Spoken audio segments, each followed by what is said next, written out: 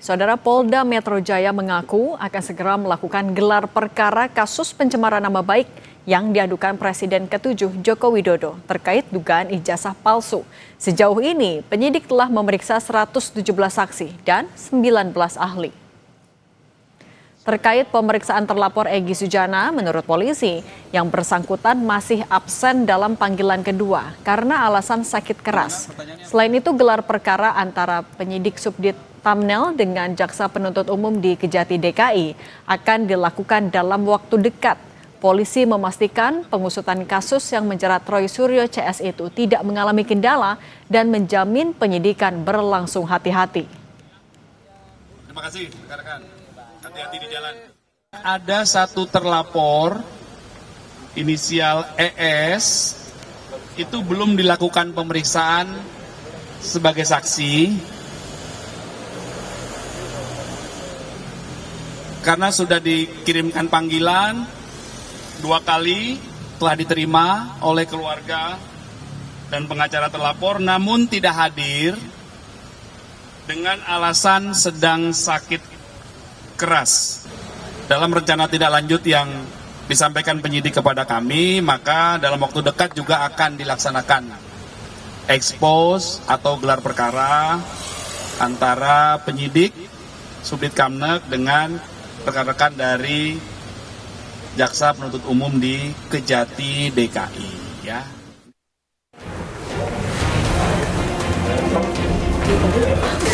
Tantangan untuk Jokowi datang ke CLS, tunjukkan ijazahmu, jangan tunjukkannya beraninya pada termul, relawan. Penyidik dari Direktorat Reskrimum masih terus bekerja mengumpulkan fakta-fakta. Sejak kasus dugaan pencemaran nama baik Joko Widodo dinaikkan ke tahap penyidikan oleh penyidik Polda Metro Jaya, hingga kini polisi mengaku masih mengumpulkan fakta-fakta. Sehingga belum ada satupun dari pihak terlapor, Roy Suryo CS, yang berubah status menjadi tersangka. Masih berlangsung ya, karena proses penyidikan itu mengumpulkan fakta-fakta. Penyidik dari Direktorat Reskrimum masih terus bekerja melakukan tahapan penyidikan, mengumpulkan fakta-fakta. Dalam proses penyidikan itu ada SOP-nya. SOP-nya itu dilakukan secara prosedural dan profesional.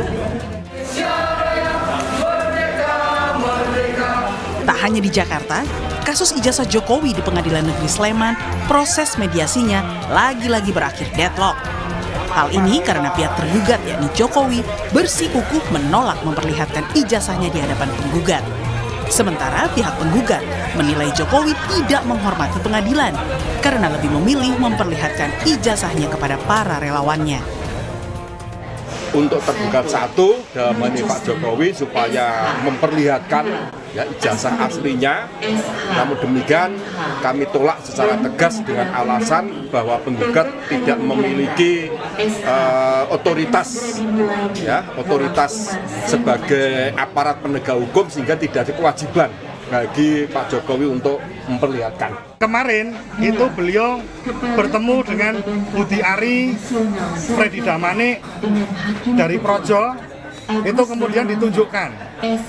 Nah, mereka bukan penegak hukum, mereka juga masyarakat. Lah, kami ini juga masyarakat. Jadi kesimpulannya adalah beliau tidak mau menunjukkan ijazahnya. Sebelumnya, Waketum Projo Freddy Damanik menceritakan soal pertemuan Projo dengan Jokowi pada 24 Oktober lalu. Ia mengatakan Jokowi sempat menunjukkan ijazahnya pada saat pertemuan. Kita tadi dipertunjukkan bahwa ijazah Pak Jokowi itu ada, dan Pak Jokowi juga udah menunjukkan ke rektor, ke dekan. Kasus ijazah Jokowi masih bergulir hingga melebar kemana-mana. Namun Jokowi sendiri masih teguh dengan sikapnya yang tidak mau menunjukkan ijazahnya kepada para penuding dan penggugatnya. Tim Liputan Kompas TV.